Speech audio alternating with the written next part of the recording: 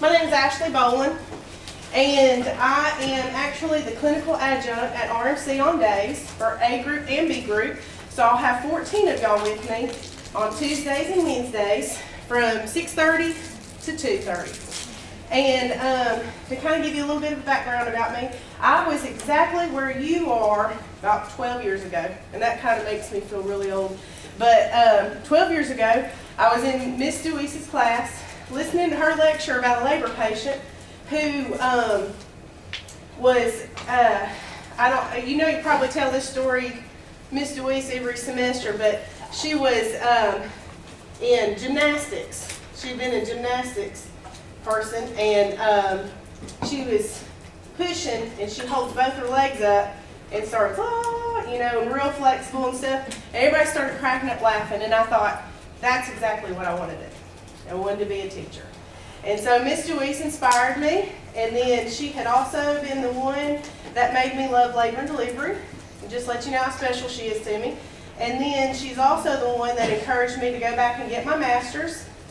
And I'll tell you, the one day that I was thinking about it and praying about whether to go back, I was doing some stuff at my house. I opened up one of my folders that I had, because as you see, I'm a little OCD about my notes and stuff. And I found a presentation that Miss Deweese had graded, and she wrote on there, "Great job, you should think about going into education." And I applied the next week to graduate school.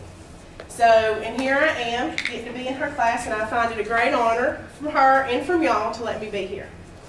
So, I was a labor and delivery nurse for 10 years.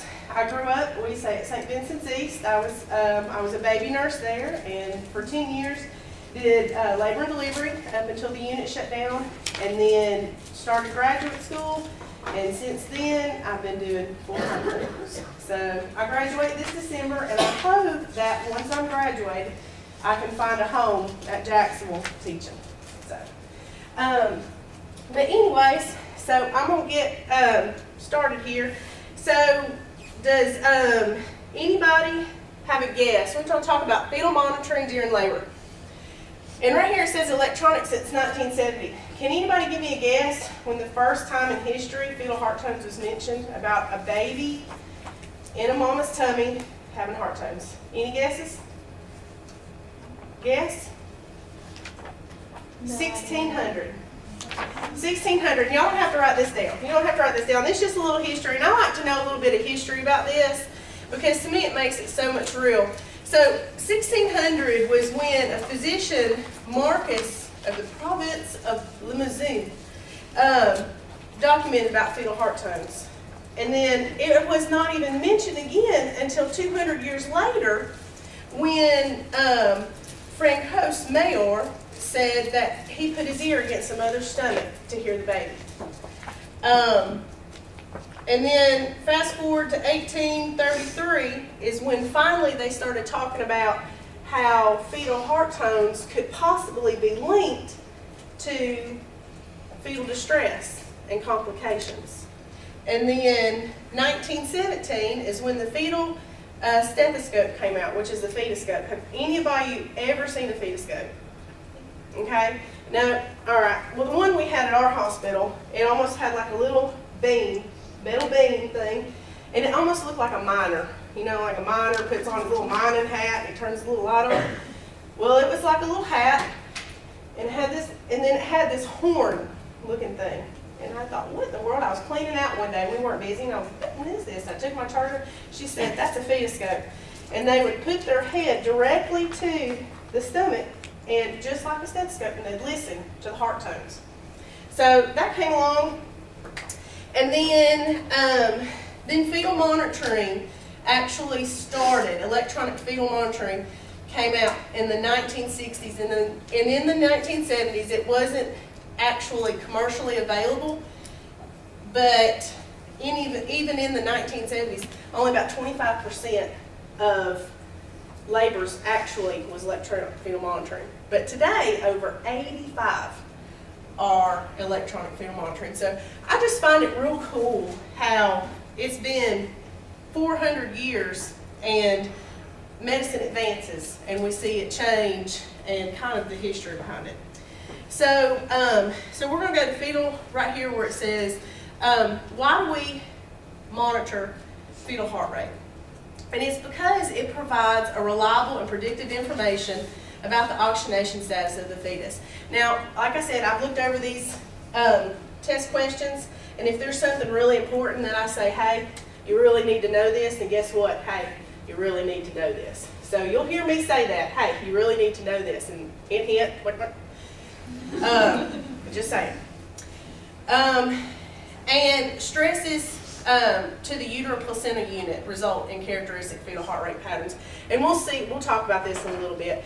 But it's saying how stresses that happen, whether it's stresses to the mother via drugs, or if it's epidural, or anything, mother's condition, as something's going on, you know, whatever, we can see it. And I've always talked to my students, and I tell people that I've trained, is when you're a labor and delivery nurse, you have two patients. One that can talk to you, and one that can't.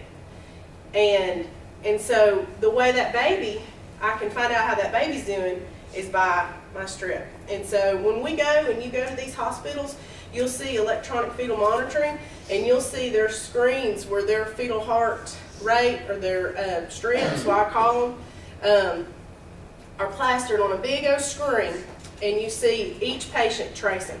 And these nurses at the desk are watching them 24/7. You'll never see a nurse walk off and leave their strip without saying, hey, can you watch my strip? Because something can change really fast. Okay? All right, so we're going to move on to the next one. And fetal compromise, like we said right here, stresses, fetal compromise will show up in the patterns, but we'll talk about that. Okay? Now we're going to go to monitoring techniques. All right, so the monitoring techniques that we have is you've got, like I just said, the fetoscope. Now, you don't see that very much anymore. Probably the only place, Mr. We should say, a fetoscope is maybe with somebody that's at a birthing center or home birth or something like that. But a lot of times they use, which you see that Doppler, it's the Doppler, and all it is, it's this like little pocket, little thing. You press the button and you put it on, and it's just like you can slide it in your little scrub pocket, and it just traces the heart rate is all it does. And then the US, and that is short for ultrasound. So you got the external feet, the external one. Now intermittent monitoring, that is just meaning that you're listening to the fetal heart sounds periodically. And then maybe you might do that intermittently is if, say, somebody comes in and they're stable, and you've had them there for a day or two, and you're just checking on them, checking their heart tones every 4 hours, every 6 hours. That's intermittent monitoring. Or you may have a mom that comes in that's a non-interventional, and she's like, I don't want to be monitored continuously, and that's a birth plan kind of deal, and so you intermittent monitor them.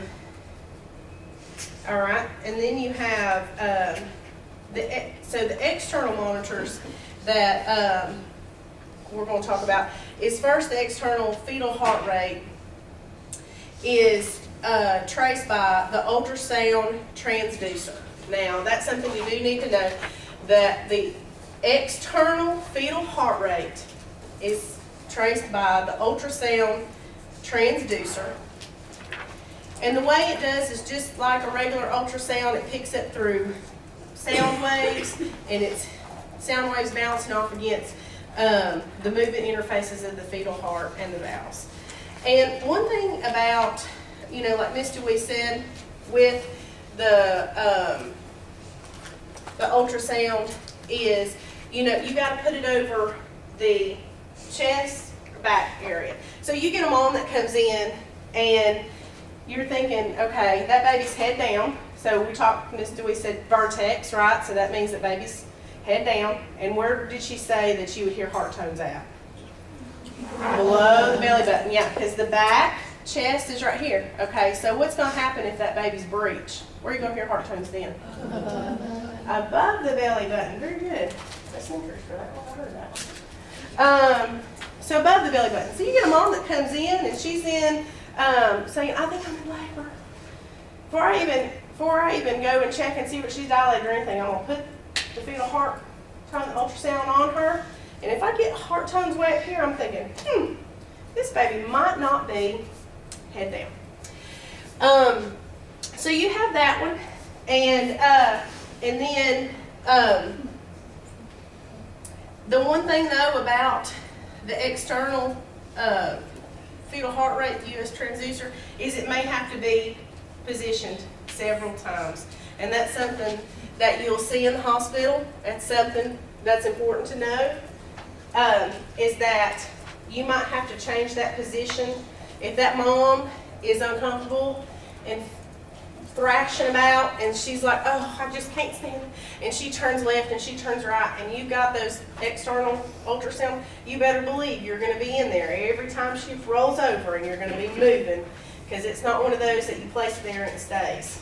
Because as much as she's moving and that baby moves around in her belly, you're going to be looking for heart tones. All right, so the next one is the UC, and that's uterine contraction, and that's the TOCO. Now, the TOCO measures the uterine activity transabdominally, so you can kind of see, it picks up, and when you put on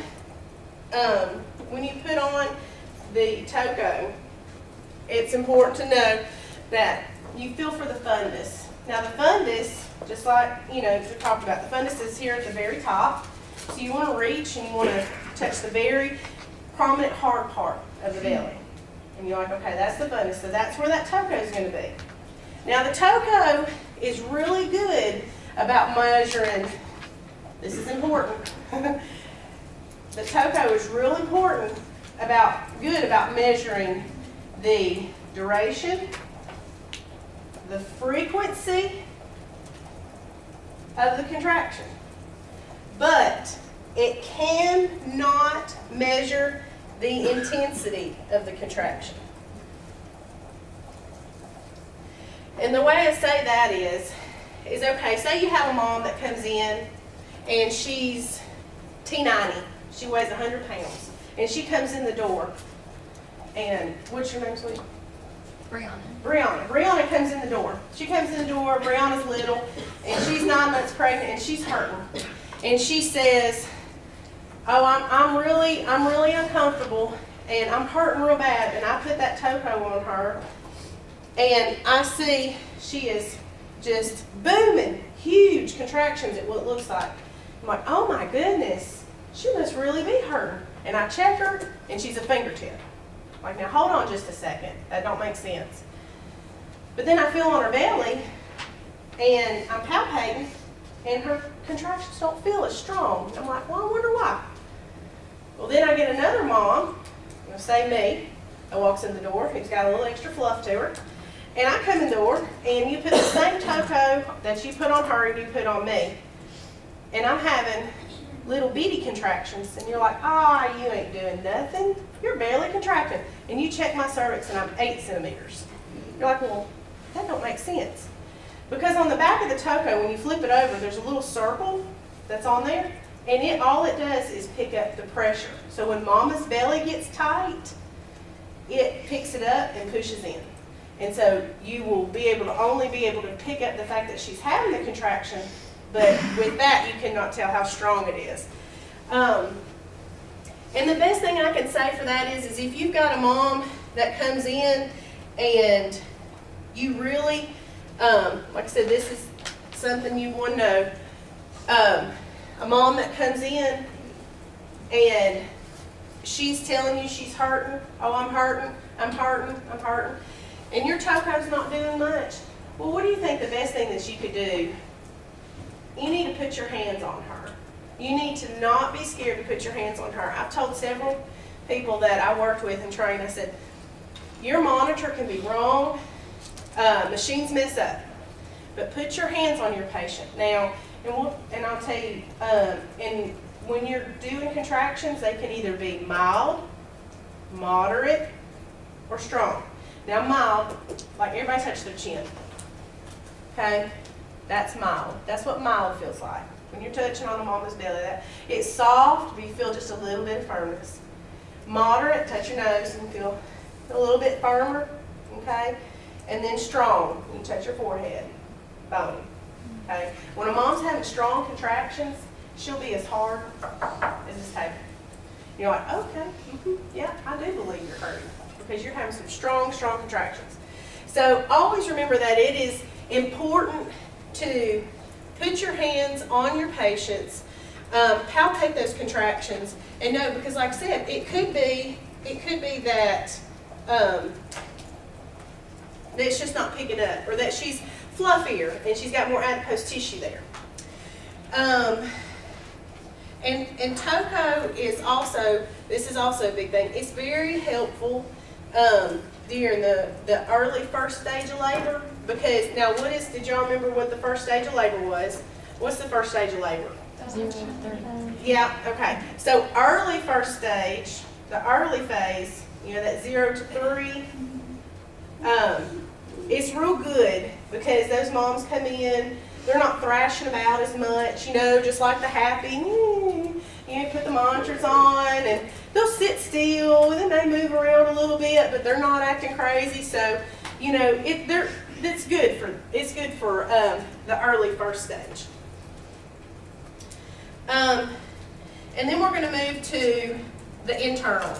So internal is what you see more so when you've passed that 3 centimeter mark and you're in that 4 to 7 stages when you start getting more internal monitors.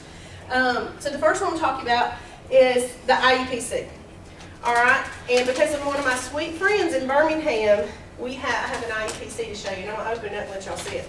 So an IUPC stands for intrauterine pressure catheter. Okay, now this is important. An IUPC is the only one that can tell true contraction intensity. Because what it is, so you'll see this happen in labor rooms. The nurse opens the packet, the physician takes the top off, and the physician, now mind you, water's already broken, and the physician has his sterile glove on, and you see this is like a little guide right here, and then right here at the very end is a pressure catheter. So what he does is he puts his 2 fingers, like he's already checked her, he's got where he's going to go, and he slides the catheter up, and it goes up and around baby. So what it is it is measuring from inside the absolute intensity. And you'll see that when we talk about, at the hospital with monomodal units and all that, which, but this is the first one. So I'm going to pass this around and let y'all look at it. The one thing about those is some hospitals allow the nurses to place them, and like at my hospital, we weren't allowed to do it. Because you think about, you go in there and you're pushing something into the uterus. What do you think could go wrong? Where do you think that thing could go? That's right. It could go through the placenta. There you go. It could go through the uterus. It could poke the baby in the eye. So if you're not skilled with something like that, like I said, we weren't allowed to do it. At RMC, the nurses can. And one of the things you'll see on there when you're reading on it, it talks about pause for flashback. There's instructions on it because they don't want you going and just ramming it up there because you can cause a lot of problems. Next is the fetal scalp. And the fetal scalp is actually attached to the baby's head. Now, I made a mistake one time, and Ms. Deweese was talking about this. I went in there and I was telling her what was going to happen. So fetal scalp electrodes, and you're thinking, okay, it's going to go on the scalp, okay. Well, when you actually get the thing and you look at it, there's a screw on the end of this, and it screws into the baby's head. And I made the mistake one time of telling the mom, well, this thing right here, we're just going to screw right into the baby's head. And she looked at me and I was like, oh, I messed up now. So I say, attach. We're going to attach this to the baby's head. Because when they take it out, You don't see it. But the big thing about the fetal scalp is you want to make sure that when you're placing this, you know, you feel that you'll see the nurses and the physicians feel, they'll feel, and you're looking for a bony prominence, because what if you place it over a soft spot? What do you think would happen? Yes, very good. So you don't want to do that. You don't want to place it on a soft spot. So you look for a very bony prominence, and you slide it through. And then I have seen some nurses, and I cringe every time I'd see it, and I'd say something to them. They'd sit there. You're supposed to click it. You're supposed to take it, put it up against the head, twist it a quarter, maybe a half of a way around. I would see nurses turn and turn and turn and turn, and I thought they are just screwing that into that baby's head. Really, for real. We're not just attaching, we're screwing it. And they'd clip it and they'd be done. And I'd always say, you know, you only got to turn it like a quarter turn. That's it. That's it. If there's a lot of hair, maybe a half, but just a quarter turn. And then you clamp it, and then it comes out. So I'm going to pass this around, but guys, this is a sharp. Now it is clean, but I'm going to let y'all see how it is. And this is almost exactly the ones that you're going to encounter at Gadsden and RMC. But the really big thing to know about fetal scalp electrodes is they're the only way to assess short-term variability and beat-to-beat changes. I'm going to say that again. Fetal scalp electrode is the only way to assess short-term variability and beat-to-beat changes. So you think, okay, well, what's the difference? A fetal scalp electrode, ultrasound. What does it matter? You know, and you think, well, we'll learn about variability. But you think about it this way.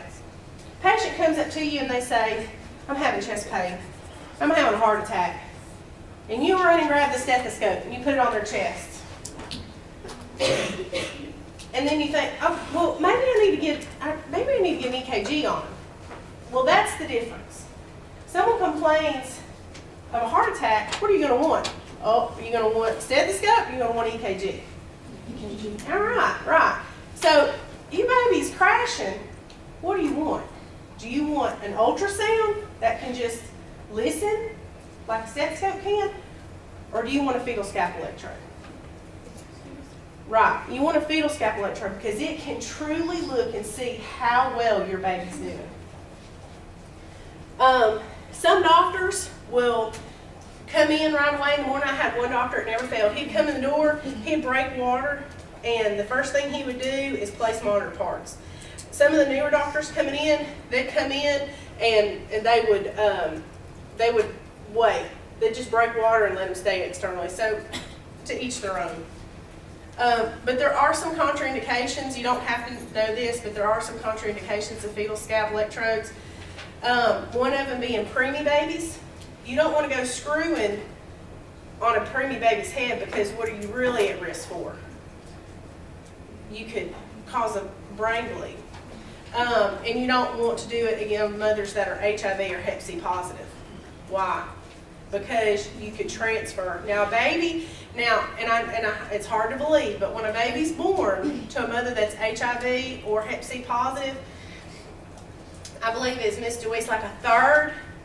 There's only a third of a chance that that baby will actually contract Hep C or HIV from the mother. It's pretty low. You would think they'd all get it, right? But as they develop their own blood system, the chances are really low. So you don't want to do anything that might cause a problem. And you have to have the water broken, of course, to place the FSC, and they got to be dilated enough. And of course, fetal scalp electrode. Which way do you think they got to be pointed? Head down. I had a doctor one time, very good. Doctor come in one time, said, hand me that fetal scalp electrode. He said the head down. You, sir? M&M's okay? At work. Okay, sorry about that. I hit the girl next to you. I'm sorry about that. Come in, she said, pass me that fetal scalp electrode. And I was like, okay, she's the doctor. She's been doing this 20-some years. We're good. She screws. She's done. She goes, can you give me the ultrasound? Not to be confused with heart tones. We're talking about the ultrasound to look. And I was thinking, why does she need the ultrasound? Like, why would we need to know how this baby's positioned if you've already screwed in a fetal scalp? Well, guess what? Baby was breech, and she screwed the fetal scalp into the scrotum. She was blindly screwing it in there. So you've got to make sure that you know that you know. And a lot of times, like me, I wouldn't place it on a patient unless she was like 5 or 6 centimeters. And I knew that I knew, oh yeah, that's a hard spot, that's it. Okay? All right. Moving on to the next one. Baseline fetal heart rate. All right, big, big, big, big, important. The average rate of the baseline fetal heart rate, the normal baseline heart rate is 110 to 160. I'll say that again. Normal baseline is 110 to 160. And you say, well, what's baseline? What does that mean? It means that you're looking at the average rate during a 10-minute segment. So, but it excludes a couple of things. And we'll talk about these in a minute. Periodic versus episodic changes. Periodic being they happen with the contraction. Episodic meaning they have nothing to do with the contraction. Periods of marked variability. We'll get to that. And segments of the baseline that might differ more than 25 beats per minute. So it's looking at a baseline of a 10-minute window. And that's big, to know 10 minutes of what's going on with your heart rate. There must be at least 10 minutes of interpretable data. So if you've got a mom that we talked about, changing positions, and you've got a bunch of just artifact reading and all that, can you tell anything about what that baby's doing if that baby's not staying on a monitor? No. So it's real important that you have a good strip to be able to identify.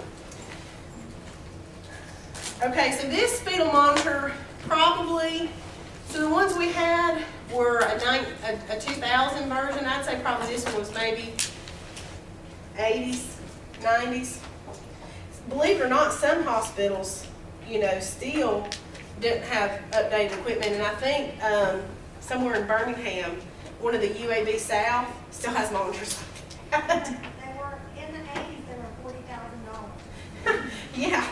And and that's why that most places didn't have them at the time. So, let me get my slide up. All right, so fetal heart rate patterns. So the baseline, just like we said, baseline is 110 to 160, and I'm going to reiterate that again, 110 to 160. And there is periodic changes. So periodic changes, like we said, are ones that happen with the contractions, and they include accelerations. And we'll look at an acceleration here in a second, but I'm going to tell you what it is. This is important. An acceleration is an abrupt increase in fetal heart rate above the baseline of 15 beats per minute or greater, lasting longer than 15 seconds.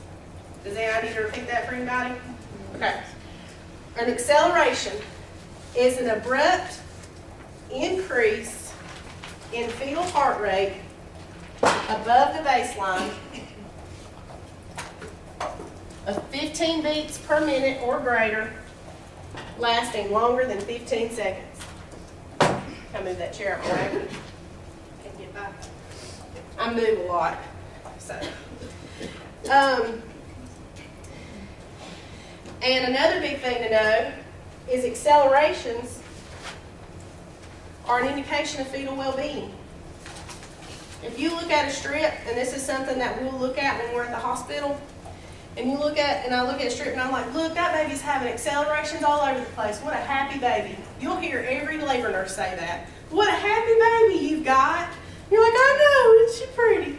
And that's what they're talking about. They're talking about the accelerations that baby's having, and that means that it's got a good intact nervous system, that it's happy, that it's thriving in there, it's doing well. And then you get the decelerations. And the decelerations are decrease in fetal heart rate below the baseline. All right, so then we're going to talk about types of decels. So I'm going to draw your picture. Miss Deweese, can I erase the happy faces and sad faces and oh my gosh, I'm having a baby face? Okay. All right. So we're going to talk about this. All right, an early decel is a direct mirror image of the contraction. And what it is, okay, so this is my baby's heartbeat. I have a little dip, okay? And then I've got my contractions. Can anybody see this? Okay. All right. So if I was to flip this image over, it look exactly the same, okay? And where you're getting early decels from is called head compression. If I came up, what's your name? Kimmy. Kim. If I came up to you and I squeezed your head right here at your temple so hard and held it for a while, what do you think's gonna happen? Your heart rate would probably drop. You have a vagal response. Well, that's what happens to babies. When that contraction is beginning to peak, right here, their head's getting squeezed. Squeeze, squeeze, squeeze, squeeze, squeeze. Here, it's at its lowest point while the contraction's at its highest point. And then, oh, now I'm getting released. And it starts to come back up. Early decels are good. Early decels, we're not worried about those. Now, you know, because hopefully you're thinking head compression, we're thinking, all right, we're getting ready to have a baby. This baby's head's coming down, it's getting compressed. I'm not worried about earlys. Then you get lates. And lates are bad. Lates are due to uteroplacental insufficiency. Wow, what a long word.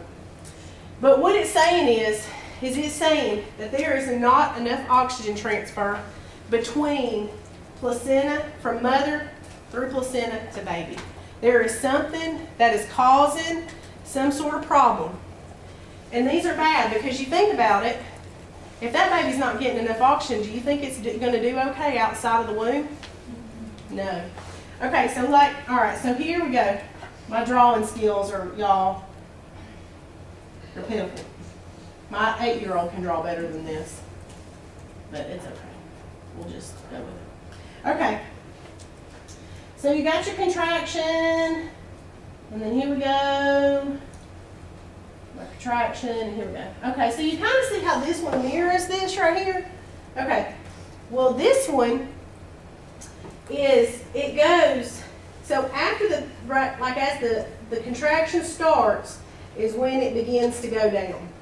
And it doesn't come back up until after the contraction has finished. That's important to know.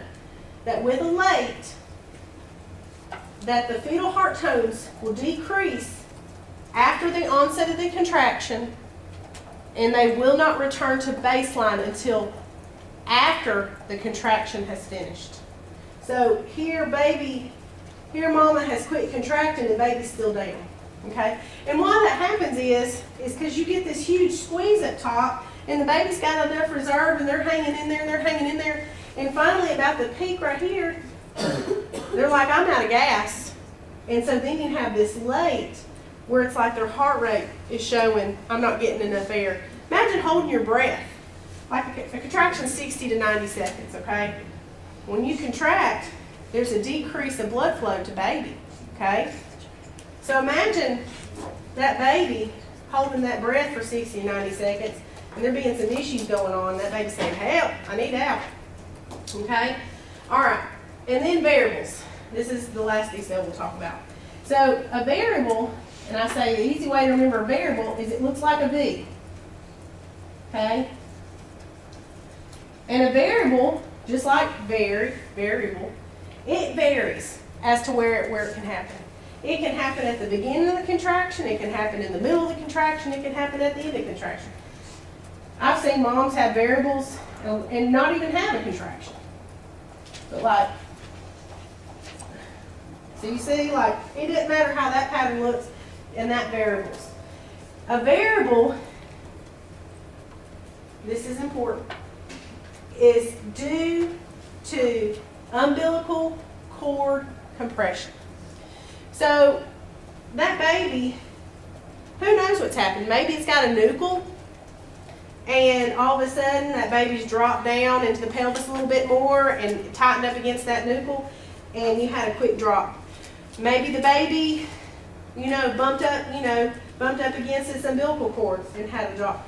I've seen decels a lot on preemie babies. Their cord's not real, like Miss Dewey said, their cord looks like your pinky.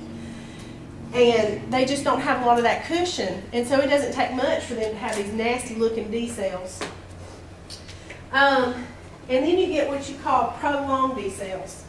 Now, a prolonged decel is one that goes down for 15 beats and lasts longer than 2 minutes, but not greater than 10. And the reason why is because anything that goes down for longer than 10 minutes is considered a baseline change. And a lot of times you gotta look at that. You gotta look, when you're looking at strips and everything, you think, is this a decel, or is this a baseline change, or what's going on? And there's an art to it. I mean, I literally was a labor nurse for a year before I actually felt a little comfortable about reading strips.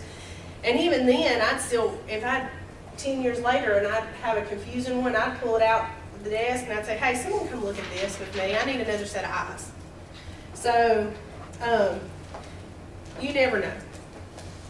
And then you got the variability, and we'll talk about that, where it's short-term versus long-term. That's on the next slide. Okay? I'm trying not to bore y'all. Okay.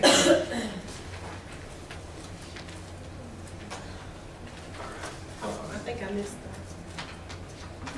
Let me go back. I'm gonna go back right here on variability. I had this one. Okay, this is where my variability is at. Okay, so I'll go ahead and talk about it. So variability, and y'all don't have to, know all the different types of variabilities and all that. We're going to talk about them because you probably might have them tested on ATI. You might have them on boards. I think I had a couple of questions about variability. But variability is classified into short term versus long term. And variability is the normal irregularity of the cardiac rhythm, and it's the balancing of the sympathetic versus the parasympathetic, okay? So you think about it, everybody's heart rate is not exactly the same. If you're to sit there, we're going to count our pulse. We'll count your pulse. Count your pulse for 10 seconds real quick.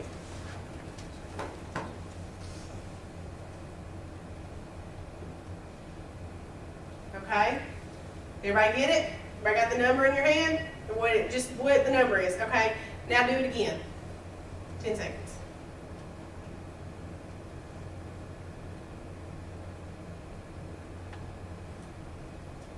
Did anybody get the same number?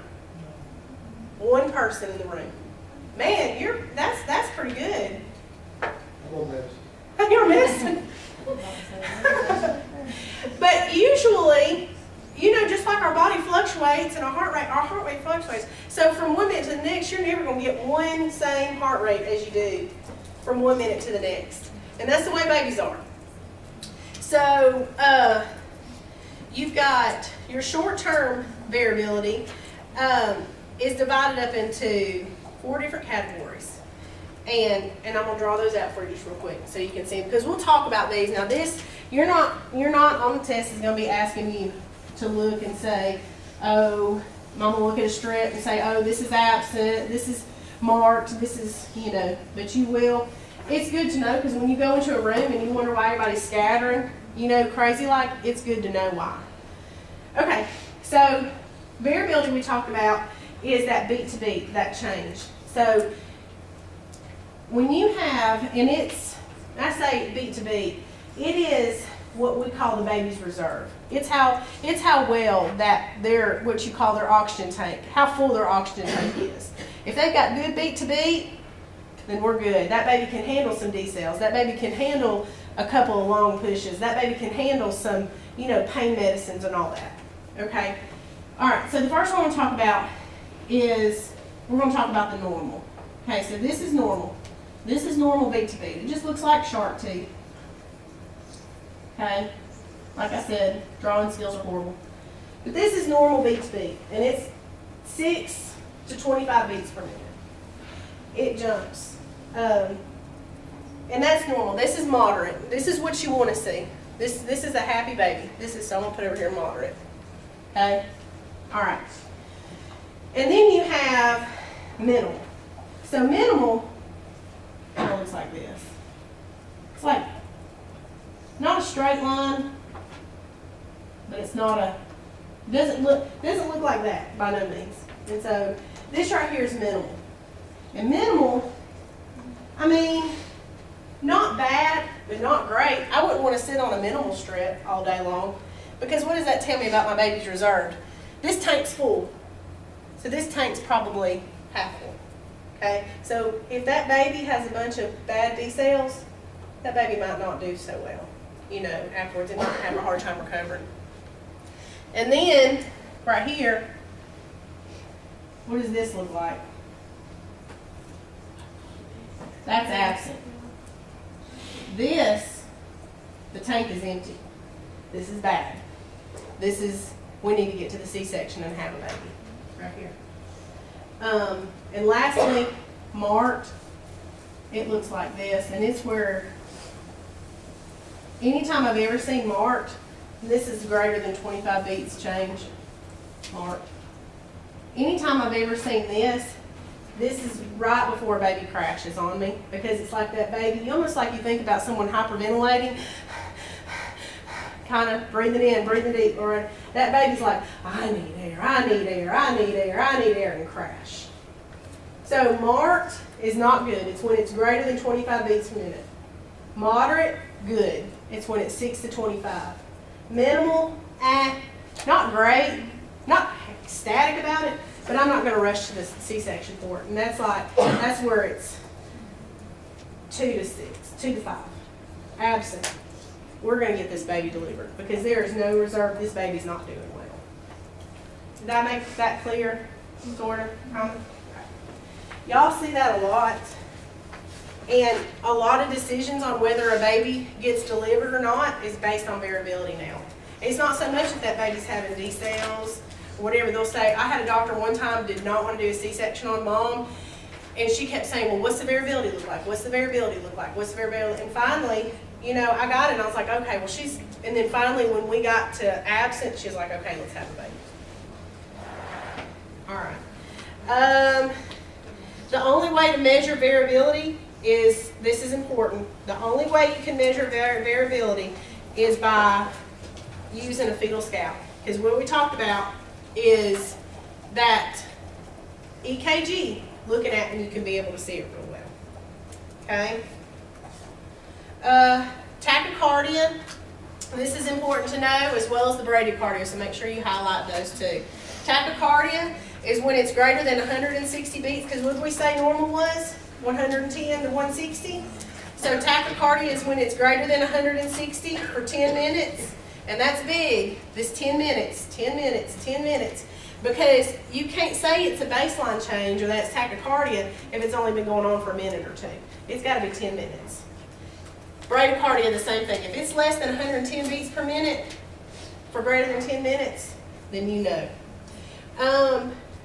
Some things that could cause tachycardia is an early sign of fetal hypoxia. So if that baby's not doing well in there, and they're kind of like the marked variability, they're stressed, something's going on, you're gonna see some tachycardia go on. Maternal infection. What do we do when we run a temperature? What happens to our heart rate? Goes up, right. So it goes up. Well, babies is going to do the same thing. They're working with the same nervous system and all that, the stuff we do. So if we've got an infection going on, our heart rate goes up, so does babies. Maternal hyperthyroidism, okay? If you've got hyperthyroidism, what's one of the main things? Tachycardia. Same thing, baby goes through it. Anemia, fetal anemia, is tachycardia. And any drugs that would elicit a tachycardic response.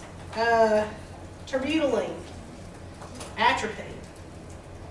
Drugs that would make you tachycardic. Cocaine, meth, things like that. So you think about anything that would make a normal person's heart rate go up, that's going to make that baby. It's going to do the same thing. All right, let's talk about bradycardia. Bradycardia is a late sign of fetal hypoxia. If that mom's too cold, hypothermia. If that mom's blood pressure is too low, hypertension. One of the big ones, prolonged cord compression. If that cord has been compressed for, like we talked about that variable decel, where we are holding on to that cord, this is kind of what I'm going to talk about, prolonged. So a prolonged would look just like this. You go, we have the decel, so it starts looking like a variable,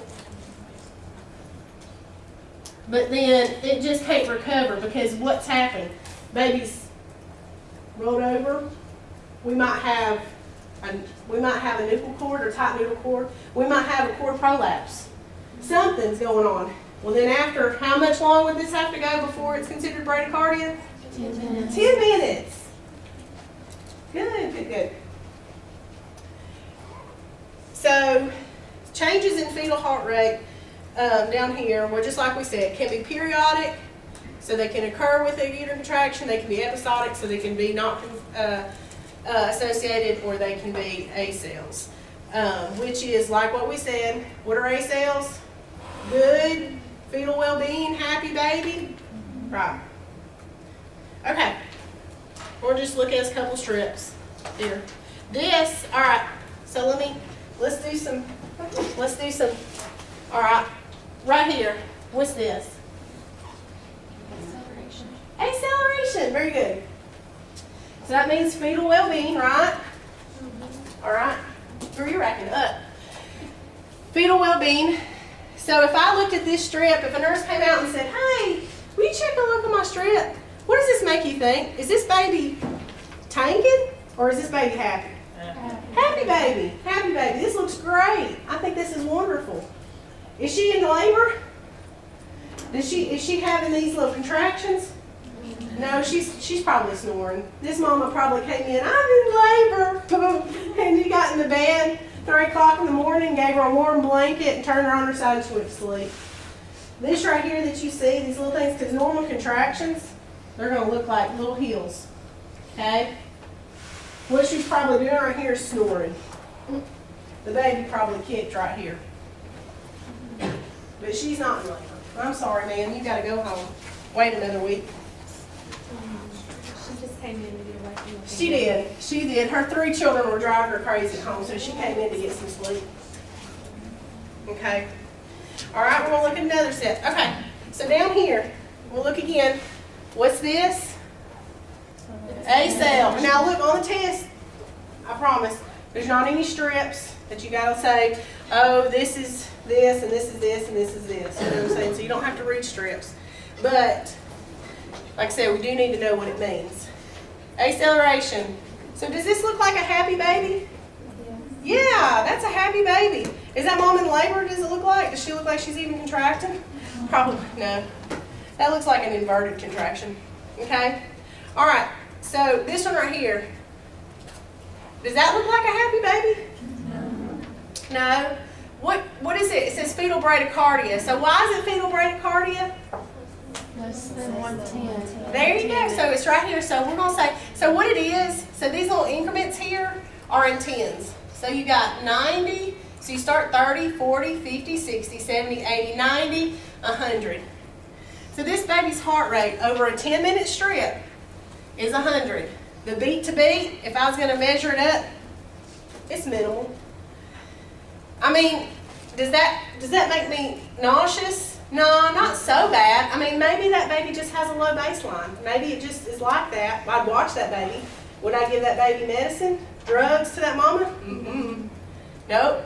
But I would watch for sure. But that's fetal bradycardia. And like I said, I've sat on strips before and the baby just run 100, 110 and it'd be just fine. Okay. All right. What do these look like?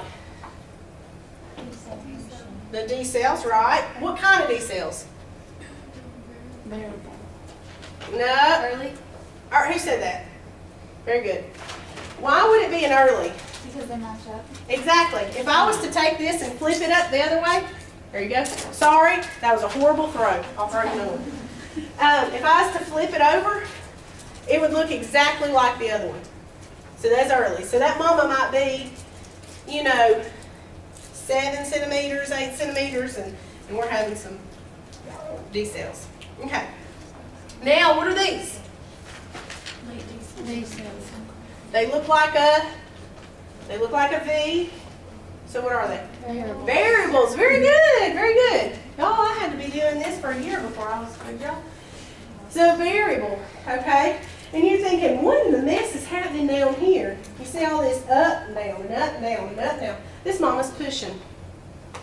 Because you see when soon to be Dr. Dewey's, Miss Dewey's talked about it. You push for 10 seconds and take a breath and push and breathe and push. So you'll see that on the strip, and I'll point it out to you. If you're with me, I'll say, look, that mama's pushing. Let's get ready. Who's in that room? Let's go. Because what you'll have is you'll have a contraction, and it'll go up, up, up, and down.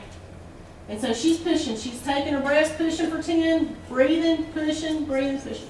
So she's having some variables, because what does variables mean? Core compression. So she's having variables right here and we're pushing. I'm not worried about that. That baby's about to come out. We're good. Okay. All right. Now this one, the mama's pushing. And what are these? Variables. I heard someone who said variables. These are variables as well. But these are deeper. And so they look scarier. Granted, yes. But if she's close to delivery, a doctor will be like, hey, let's keep going. It's fine. There's some cord compression going on. That baby's right there getting ready to be born. And so you've got all this pressure and all this contractions and everything. And so you're going to have some D cells. But if it's close to delivery, it's good. All right. What are these? What do you think these are? Late D cells. Late D cells. So what's happening is you have the contraction. Baby, all of a sudden, about right here, is when it starts going down. And then, here's the end of the contraction. Is the baby back to normal? No. Over here. So, this right here will let you, more so this one, let you know, hey, maybe it could have been because that contraction was, a little bit longer. Who knows? But, with lates, and we'll talk about this in a second. You can only let so many lates happen before you got to start intervening. Okay? Because if there's something going on, then you need to be working on it. Okay. This makes me want to throw up. Why? Why would this make me as a labor nurse want to throw up? Huh? Absent variability. Very good. So no variability. Where's that baby's reserve at? 0, nil, none. And what kind of D cells are these? They're lates. These are lates. So this baby is not doing well. If I put a baby on a strip and I seen this, you better believe I'd be calling my doctor, hey, get over here now. You got to see this strip. We need to be prepping for a C-section. There's something not happening right. That baby's not doing well. Okay. We're almost done, y'all. Y'all are doing so good. I know y'all are tired. Okay, so this right here is looking at, now we're having earlies with this one.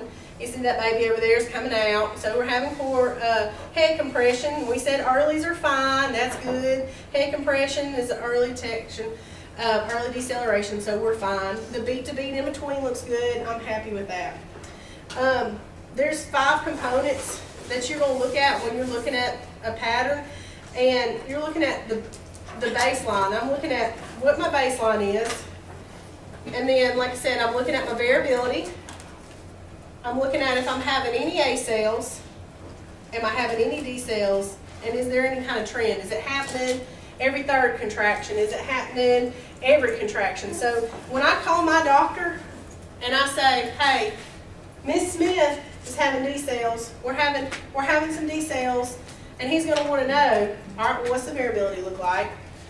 Is she what's her baseline, and what are the D cells doing? And the big thing is what are you doing to make it better? This is big. It's important to know. Is your and they're called intrauterine resuscitation measures. Intrauterine resuscitation measures. That is meaning, what am I doing to help resuscitate that baby in utero? And the first thing, as a labor nurse, that I want to do is I want to, in my baby, we're going to go back. We're just going to look at this here. All right. Say that mama's not pushing, and we're having D cells like this. My first thing, as my resuscitation, is going to be a position change. Okay? Why would you think a position change would help? Get the baby off the floor. Thank you. Very good. So get the baby off that cord. If there's a cord laying somewhere, and that baby's up against it, I'm going to flip her, I'm going to flop her, and I tell my patients, I'm like, look, hey, I'm going to flip you like a pancake. And then we'll talk about why I did it, but just flip with me, okay? And it's real bad if they got it a girl, because then you're really tugging. But I'm going to change positions. Okay, let's try to get you off your cord. So we're going to turn over. If you're on your right, I'm going to turn to your left. Another thing is I'm going to increase IV fluids, okay? If my baby is tanking because it's not getting enough, say, oxygen, if I increase my IV fluids, what am I making that mom's heart do? Speed up. Pump faster, speed up. So if her heart rate's pumping faster, it's going to pump blood faster to the baby, increase oxygen. And the very last thing is put some oxygen on mom. We'd have the oxygen mask that we'd put on mom, and I'd crank it up to 10 every time, and I'd put it on her face. And I'd tell her, I'm like, sweetie, I know this is uncomfortable, but this is purely for your baby. Oh, I don't want to wear this. I'm sorry. You know, and that's just kind of what you got to do. I'm sorry, honey. This is not about you anymore. When you get that 16-year-old that's like, oh, you're messing my makeup up. I'm like, listen, honey, if you don't want a stat C-section, I'm just trying to get you a vaginal delivery. Just please keep that option on. Okay. Go back. Okay. So, reactive a reactive pattern, like we talked about here, is the occurrence of 2 fetal heart accelerations in a 10-minute window, rising at least 15 beats and lasting at least 15 beats from baseline. So you see that's 2 of them within a 10-minute. Non-reactive is no 10-minute window containing 2 acceptable accelerations. I mean, the baby don't look bad down here, in this middle one right here. I mean, we wouldn't be running back for a C-section here. Maybe the baby's just sleeping.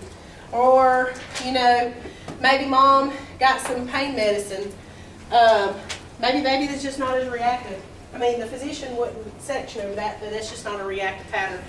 Right here, down here at the bottom, is the contraction part right here. She's not contracting, but that's just fetal movement. A lot of times, when a mom comes in and she's complaining of decreased fetal movement, you'll have a mark and you'll count the fetal movements on the thing and show, well, she's had so many movements within a certain time.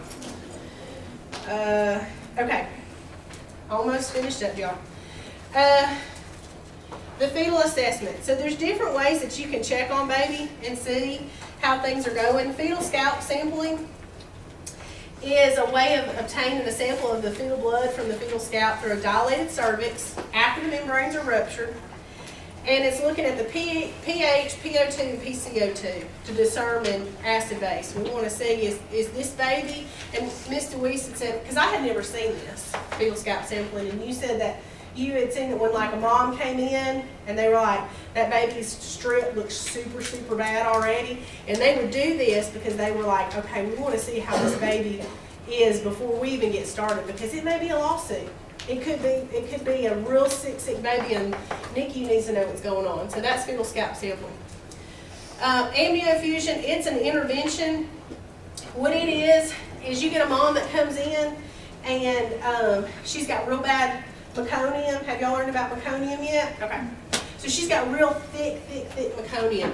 And a lot of times they'll do an amnio infusion, which is a bag of saline warmed up, and they run it through, where's my IUPC at? Who's got that IUPC, the long straw looking thing? Y'all got it still? Okay. All right, hold that up for me. So what they do is the little blue tip right there that's on the outside of the mom, because the rest of the straw is on the inside.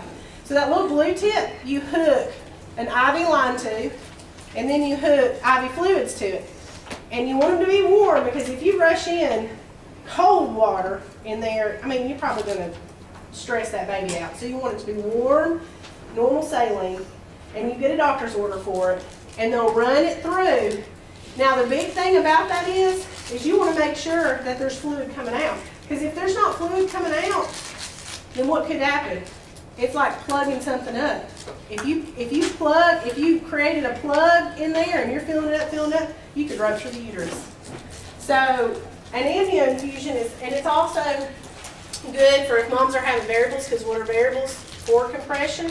So if you've got cord compression, you put an amnio infusion in, you add cushion. All right, and then umbilical cord acid base